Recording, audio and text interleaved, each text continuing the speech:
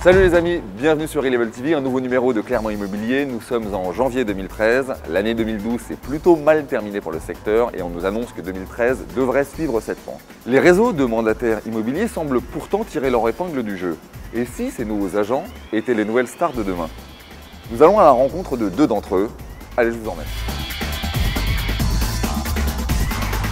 Je me trouve donc au siège du groupe Artémis. Vous le savez, ce groupe a été créé en 1992 par François Pinault. Par habitude, il investit sur des niches bien précises. Le dernier coup de ce géant de la finance, les réseaux de mandataires en immobilier. Bonjour Jacques. Bonjour Olivier. Comment ça va? Ça va très bien. Bon, je suis très content de te retrouver. La dernière fois que nous nous sommes vus, c'était en juin 2012. Nous avions évoqué pas mal de sujets ensemble. Il s'est passé donc 6 mois. J'aimerais savoir chez Capi comment se sont passés ces 6 derniers mois de l'année 2012 et surtout comment se passe ce début 2013. Écoutez, il s'est passé plein de choses parce que on vient de terminer l'année et même si les chiffres ne sont pas totalement arrêtés, on aura une année plutôt favorable. D'accord. Puisqu'on devrait terminer en chiffre d'affaires à un peu plus de 12% je dirais, d'évolution et de l'ordre de plus de 1000 ventes réalisées par rapport à 2011. Donc c'est une année plutôt admirable, Ouais. dans le sens où on sait que le marché, lui, a quand même été difficile avec... on attend moins 20, moins 25% d'activité sur l'année. Donc on est plutôt satisfait. D'accord, ouais, c'est ce que je disais dans le lancement. Enfin, toi et ton groupe, bien entendu, vous tirez plutôt votre épingle du jeu là-dedans. Ah oui, puisqu'on a beaucoup travaillé sur le dernier semestre. La première chose, ça concerne les produits. D'accord. On a lancé l'activité viager aujourd'hui. On est en train de développer de manière plus importante toute l'activité du neuf, avec la mise en place d'un nouveau partenariat capitalistique d'ailleurs avec la société Immobilier Neuf. D'accord. Vraiment une envie de prendre des parts de marché sur le neuf. Et puis également sur le commerce et l'entreprise, où on a recruté un directeur entreprise qui doit nous aider donc à développer cette activité, cette spécialité dans tous les secteurs. Puis c'est aussi la mise en place en matière de diffusion donc de comptes Facebook, Twitter pour tous nos conseillers immobiliers chez Capifrance, sur lesquels nous diffusons bien entendu leurs annonces, mais aussi nous développons l'animation de manière à ce que les réseaux sociaux puissent être nouveaux vecteurs de communication et donc de vente. Donc au-delà de la marque Capi, vous misez également sur la valeur humaine de vos agents. Absolument. Absolument. Excellent, c'est très à la mode. Alors, autre point, c'est qu'on a finalement obtenu, après plus de 6 à 7 mois de travail, la certification ISO 9001, donc, qui garantit aux particuliers je dirais, une chaîne de distribution et un processus de distribution de qualité. Voilà. Sur le plan de la formation, comment on a lancé des nouveaux produits, on vient de mettre en place une formation dédiée sur le viager, une formation sur l'IOB, l'intermédiaire en opération de banque, qui est maintenant déroulée depuis le mois de décembre. Une formation sur les techniques du bâtiment, tout ça qui sont des formations intégrées dans notre fameux cursus de certification interne aujourd'hui. Et enfin, dans les plans d'action qui aujourd'hui les nouveautés, c'est la mise en place de moyens importants pour continuer à recruter, parce que chez Capifrance on continue de recruter. On a l'ambition de recruter à nouveau 500 nouveaux conseillers en 2013 pour essayer d'avoir à la fin de l'année de l'ordre de 1700, 1800 capiciens.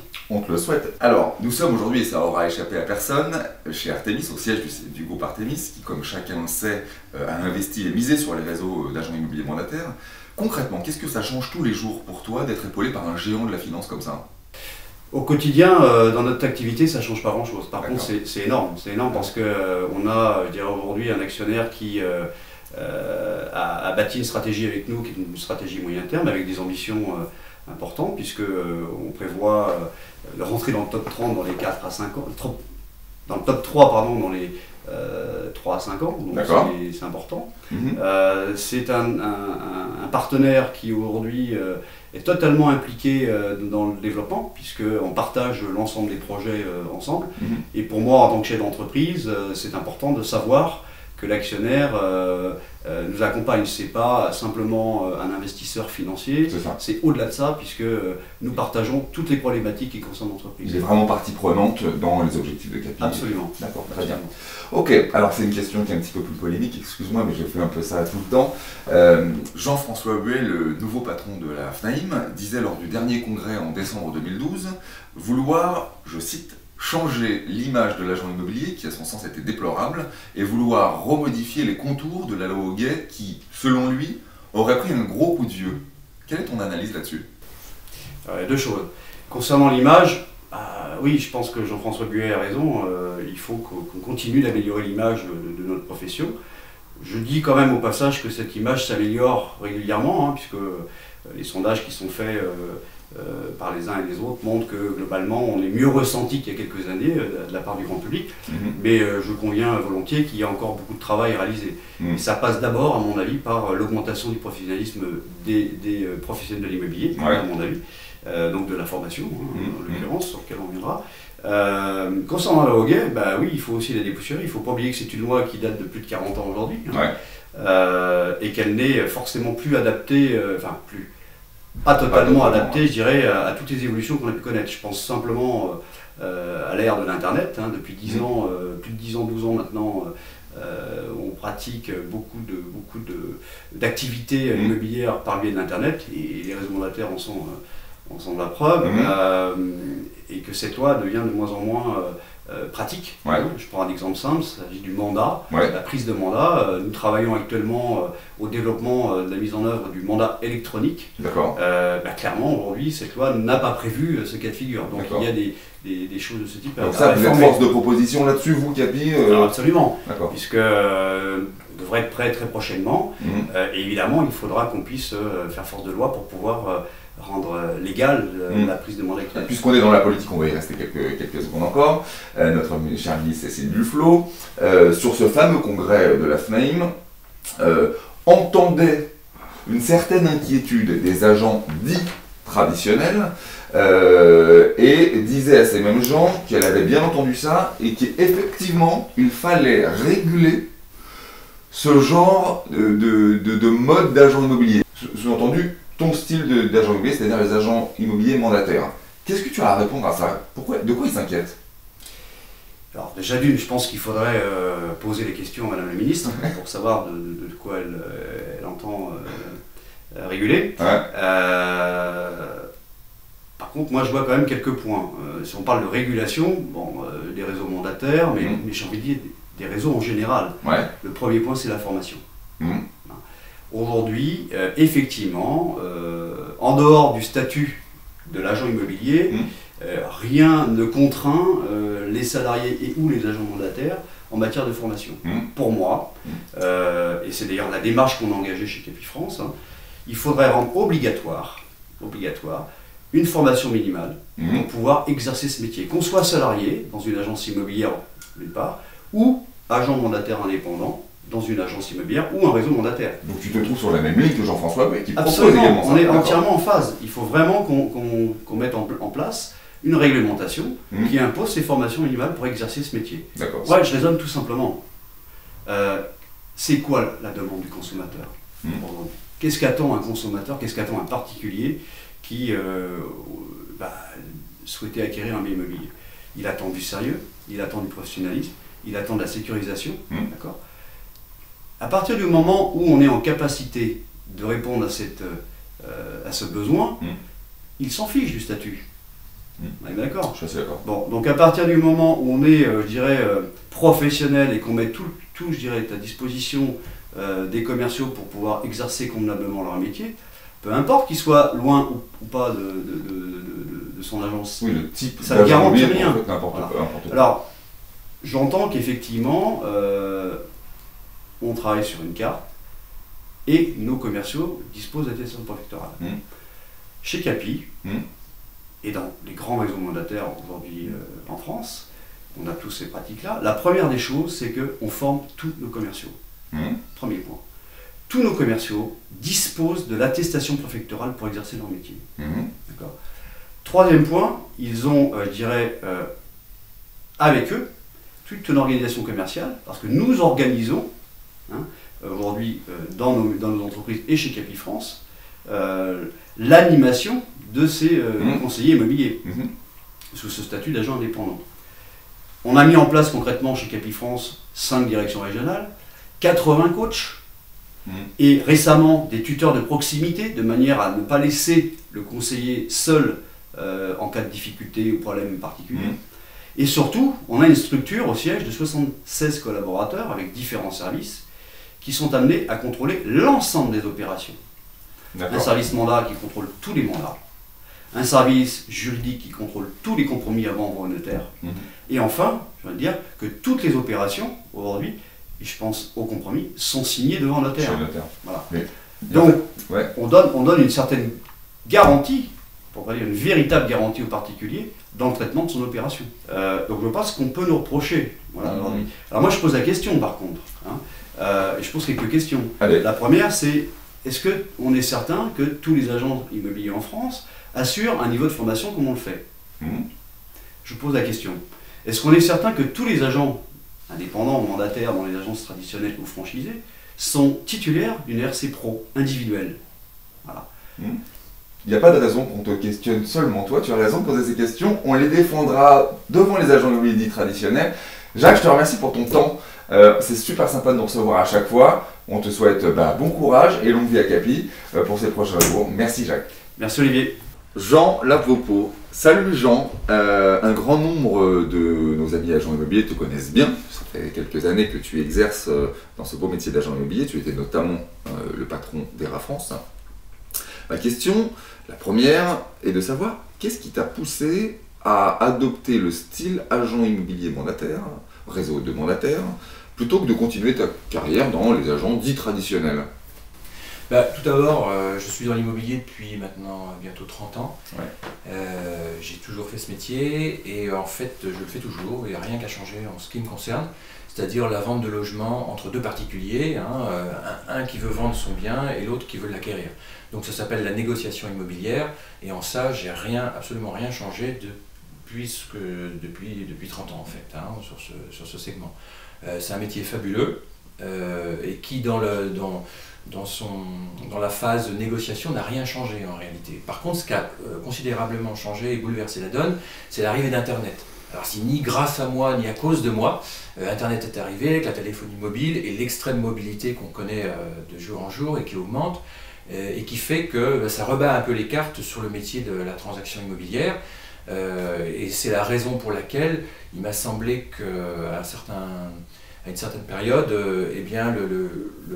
l'agence dite traditionnelle avec sa vitrine et ses 3 ou 4 commerciaux devenait un modèle qui allait avoir des difficultés. Vieillissant, on ne pourrait pas dire ça, parce que les professionnels qui interviennent en tant que professionnels donc dans les agences dites vitrées sont des bons professionnels, pour la plupart, et pour leur grande majorité, et particulièrement ceux qui sont dans les réseaux d'ailleurs, qui sont très très bien formés, et des équipes de formation et d'animation qui sont très bonnes. J'en ai recruté un certain nombre et formé un certain nombre et ils sont toujours en poste, donc je suis ravi. Donc ça c'est un signe par lequel effectivement ce sont des gens qui apportent un grand service à la profession. Simplement, l'agence immobilière traditionnelle, dite traditionnelle, souffre aujourd'hui de deux problèmes. Les ressources humaines, clairement, les agents immobiliers ne sont pas nécessairement formés à recruter, à intégrer, à former et à maintenir leurs effectifs, même s'ils ont des bonnes formations. Et puis, deuxièmement, l'extrême mobilité qui fait que le passage par une boutique n'est plus nécessaire. Tu dis le passage en agence n'est plus nécessaire, mais tu le sais, on vous oppose très souvent le côté sécuritaire. Pas nécessaire, mais sécuritaire. Ce qu'on dit les agents immobiliers mandataires, c'est que finalement, on perd un peu de cette sécurité puisqu'il n'y a pas d'entité physique sur laquelle taper. On a juste, en général, un collaborateur, un agent immobilier simple, parfois isolé, et en fait je pense que c'est ça qui a profondément choqué, c'est de ne pas avoir de recours entre guillemets juridique sur une structure.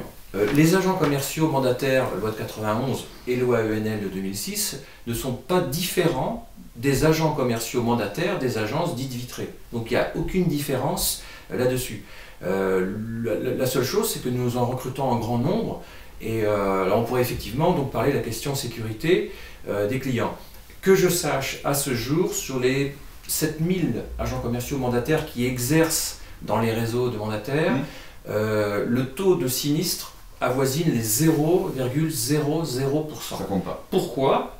Il y a une raison, c'est que l'agent commercial mandataire qui se trouve dans une agence physique vitrée ou dans un réseau de mandataires n'a pas le droit de signer les compromis de vente. Pas chez un notaire. On passe chez le notaire, qui a fait 7 ou 8 années d'études de droit et sur lequel on ne va rien contester, puisqu'en France d'ailleurs c'est un modèle qui est reconnu là-dessus, où il y a le taux de sinistre le plus bas du monde d'ailleurs. Donc là-dessus on est assez clair. Alors, depuis peu, tu orchestres, tu as une double casquette aujourd'hui, j'en suis ravi. Tu orchestres et tu diriges, tu as été élu président du CIREMI. Est-ce que tu peux nous expliquer ce que c'est? Alors le CIREMI, c'est le syndicat donc, des agents immobiliers en réseau de mandataires indépendants. Effectivement, bon, compte tenu des attaques en règle qu'on subit de la profession, on a trouvé opportun de s'unir, puisqu'on s'entend tous bien là-dessus, sur un syndicat qui va défendre nos intérêts. Et les intérêts, c'est quoi? C'est les intérêts principalement, à commencer par le consommateur, qu'on oublie toujours dans l'histoire. Et on veut, nous, établir à terme une formation obligatoire. On est tous équipés avec ça, donc on n'a pas de problème. On a des formateurs internes, externes. 100% de nos négociateurs sont formés, donc on est assez tranquille. Et on veut gentiment basculer vers la future certification qu'on espère anticiper, avec ou sans d'ailleurs nos opposants. Avec, ce serait mieux, donc pour avoir plus de pression auprès des pouvoirs publics et faire modifier la loi Hoguet, la faire avancer pour que tous les acteurs immobiliers soient formés avec une habilitation qu'on pourrait voir d'ailleurs sur un site internet. C'est pas idiot de penser qu'il y aurait un site de négociateurs, salariés, non salariés, peu importe leur statut social, ça nous intéresse, ça intéresse moins le client, on va dire, mais qu'ils soient identifiés comme tels. Et du coup, qu'il y ait un numéro d'agrément, par exemple, on peut imaginer ça, national, et qu'il pourrait aller travailler dans telle ou telle structure, agence... C'est un modèle très anglo-saxon, ça. Oui, absolument, mais pas que anglo-saxon d'ailleurs. Je rappelle que dans les pays d'Europe, tout le monde est équipé avec ce genre de modèle, mis à part l'Espagne et le Portugal. Et le stage obligatoire, qui est de 6 mois dans certains pays, 1 an dans d'autres, 2 ans en Suède, je crois, peut faire école en France. D'ailleurs, on a beaucoup de retard à ce niveau-là. Et là, on attend d'ailleurs que les grands syndicats et grandes fédérations fassent quelque chose avec nous. Qu'est-ce que tu as envie de répondre aux agents traditionnels pour les rassurer? De leur dire tout d'abord, je fais ce métier-là depuis souvent plus longtemps qu'eux. J'ai vendu plus de maisons qu'ils ne pourront peut-être jamais en vendre dans toute leur vie, directement. Je faisais mes 450 compromis de vente dans mon groupe Élite Immobilier par an. Bon, ça parle un peu. J'ai envie de leur dire qu'on n'est pas des concurrents. Il va y avoir un arbitrage sur la profession. Je crois qu'il y avait en 1999 17 000 agents immobiliers. Là, on est monté jusqu'à 30 000, voire 35 000. Bon, si aujourd'hui on a un petit peu moins, eh bien, il y a un basculement peut-être vers les réseaux de mandataires. Au final, il y a probablement le même nombre d'acteurs. Donc on est des confrères. Moi j'ai envie de partager les fichiers avec eux. Il ne faut pas oublier que je suis aussi à l'origine, avec mon ami Bernard Grèche, du fichier partagé à Medpi, Hervé Bléry et les autres. Fichier dans lequel nous sommes exclus, puisque aujourd'hui on ne nous autorise pas à participer. Voilà. J'ai même essayé d'ailleurs d'entrer à l'AMEPI de la ville où est le siège de mes agences, où on peut faire les compromis, on peut recevoir du public, etc. Et j'y ai été refusé, c'est très amusant. Donc, ils ont clairement une dent contre oui, voilà, donc, mais pas nous. Voilà. Ça sera ma dernière question, Jean. Je sais que tu as un gros événement médiatique qui va arriver en février, donc on va essayer de ne rien dévoiler de trop secret. Quelles seraient les premières mesures que vous apporteriez au travers du CIREMI? Alors déjà, de se constituer en syndicat, c'est chose faite, puisque c'est un syndicat qui a son siège 37 rue des Mathurins à Paris, régulièrement numéroté au registre des syndicats professionnels. Et dans les mesures, évidemment, la première, c'est effectivement la formation vers une certification des négociateurs. C'est la première chose sur laquelle le particulier ne nous attaque pas d'ailleurs, mais nous, on veut absolument arriver avec cette formation dont on est doté, donc on est assez tranquille. Tu pourrais travailler de concert avec la FNAIM sur ce sujet ou pas? Mais avec grand plaisir. Parce que vous êtes sur la même ligne finalement. Bien sûr. Avec la FNAIM, avec le SNPI dont Megagence est membre, avec l'UNIS également, je crois qu'on a eu des bons retours de ces gens-là, tous les professionnels de l'immobilier. Évidemment, on aura beaucoup plus de force si on est tous unis vers une professionnalisation, quelle qu'elle soit.